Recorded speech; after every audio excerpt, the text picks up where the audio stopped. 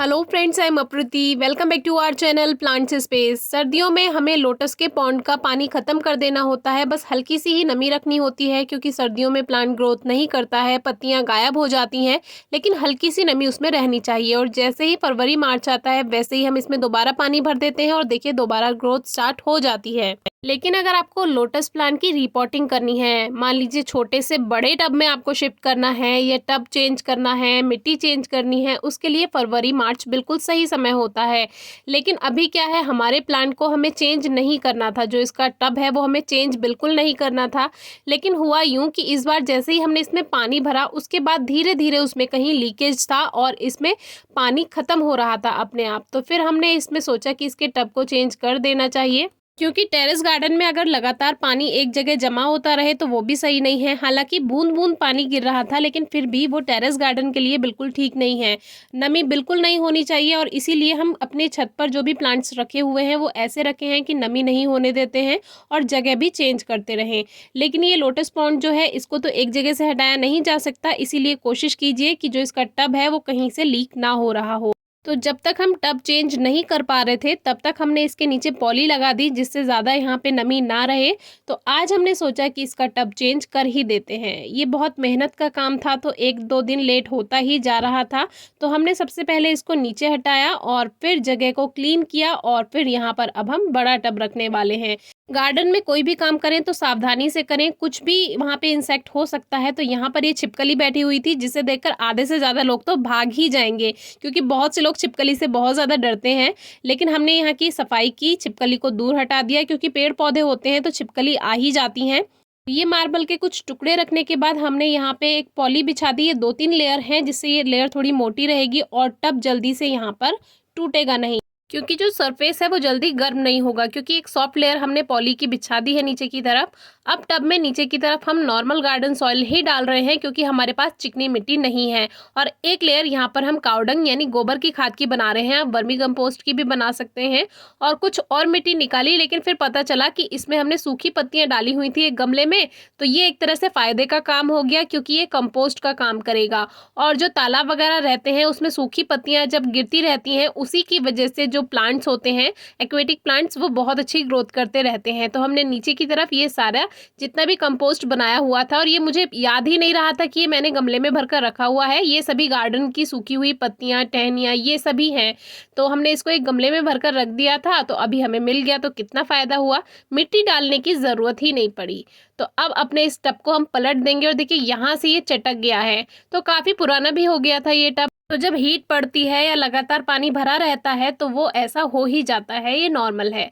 तो अब इसको निकालना कैसे है, साइड साइड से हमने सॉइल को थोड़ा लूज कर दिया। वैसे जितने भी इसके रनर होते हैं, ट्यूबर्स होते हैं, वो सभी साइड में ही ग्रोथ करते हैं, तो सावधानी से आपको ये काम करना है। मुझे देखने में ये काम बहुत भारी लग रहा था, क्योंकि जब सर्दियों में हम इसको बाहर निकालते हैं तब मिट्टी थोड़ी ड्राई होती है, हल्की सी ही नमी होती है। लेकिन अब हमने इसमें पानी भर के छोड़ दिया था तो ये मिट्टी गीली है, तो इस वजह से भी ये काफ़ी भारी हो चुकी है। अब थोड़ा नुकसान तो हमें सहना ही पड़ेगा। तो जितनी भी लीव्स आई थी, आपने देखा कितनी हेल्दी, कितनी फ्रेश लीव्स थी, तो वो सभी टूट जाएंगी इस बीच में।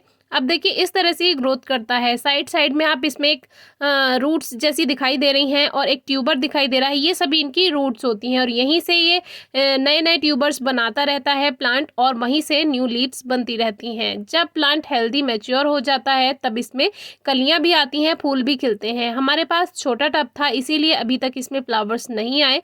ये जो हैं ये सभी लीव्स हैं। और एक कमी हमारे पास ये है कि चिकनी मिट्टी की हमारे पास कमी है, जिसकी वजह से भी हमें प्लांट में फ्लावरिंग नहीं मिल रही।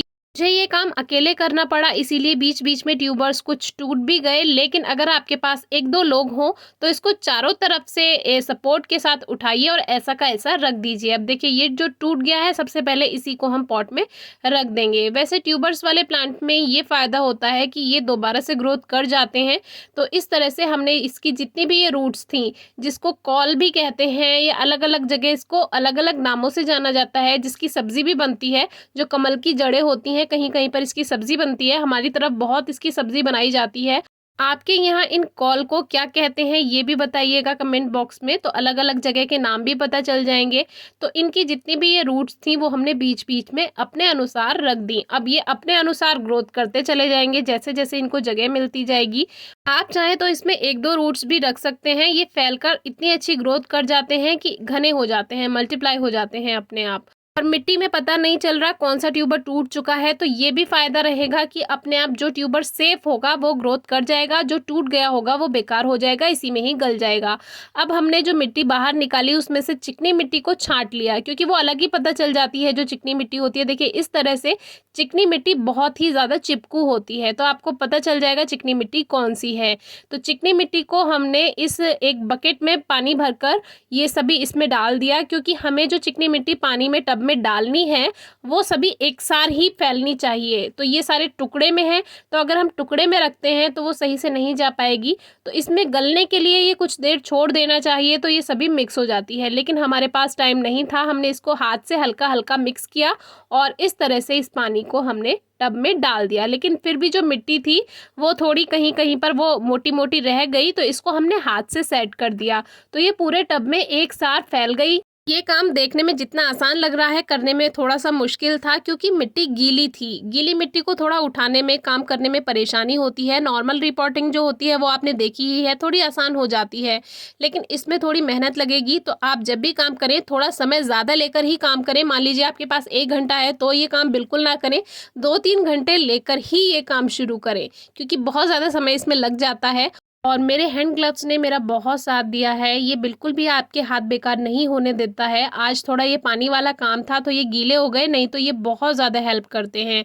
अब ये जो बाकी की मिट्टी है ये हम पुराने टब में भरकर उसमें बाकी के ट्यूबर्स लगा देंगे, क्योंकि कुछ ट्यूबर्स बच गए हैं। अब हम इसमें पानी भरेंगे, क्योंकि बकेट भी थोड़ी सी मिट्टी वाली हो गई थी, तो जैसे जैसे पानी भरा वैसे वैसे वो भी क्लीन हो गई। और अब ये देखिए हमारा पॉन्ड तैयार है। बाकी बची हुई मिट्टी में ये बचे हुए ट्यूबर्स भी लगा देंगे। जो पुराना वाला टब है उसको एम सील से सही करके और ये मिट्टी भरकर ये ट्यूबर्स हम बाहर गार्डन में लगा देंगे। अगर थोड़ा बहुत लीक भी होगा तो बाहर गार्डन में कोई परेशानी नहीं आएगी, तो वो आपसे शेयर कर ही देंगे। लोटस पॉन्ड को क्लीन करने के लिए इस तरह का स्ट्रेनर मैं रखती हूँ, जो नॉर्मल चाय की छलनी होती है। इससे बहुत आसानी से ये पॉन्ड क्लीन हो जाता है, जितना भी पानी है ये साफ़ हो जाएगा। बस मेहमानों की चाय इस छलनी से बिल्कुल मत छानना, गार्डन वर्क के लिए अलग से एक छलनी रखना, तो ये आपके लिए काफ़ी हेल्पफुल रहेगा। आप देखिए धीरे धीरे जितनी भी गंदगी थी पानी की ये साफ़ हो जाती है। और जितना भी ये मटमैला पानी है, यानी जो आपको मिट्टी वाला ये पानी दिख रहा है, ये धीरे धीरे मिट्टी नीचे बैठ जाएगी और ये पानी एकदम क्लीन हो जाएगा। ज़्यादा से ज़्यादा 1 दिन लगेगा या ज़्यादा से ज़्यादा 2 दिन लगेंगे, पानी साफ़ हो जाता है। और हम कोई केमिकल फर्टिलाइज़र यूज़ नहीं करते हैं, क्योंकि इस पानी को हमारे यहाँ चिड़िया भी पीने आती हैं, इसीलिए केवल काऊ डंग यानी गोबर की खाद का ही हम यूज़ करते हैं। हमारे इसी प्लांट से फूल खिल चुके हैं, इसके लिए आप डिस्क्रिप्शन बॉक्स की वीडियोज़ चेक कर सकते हैं। Thank you.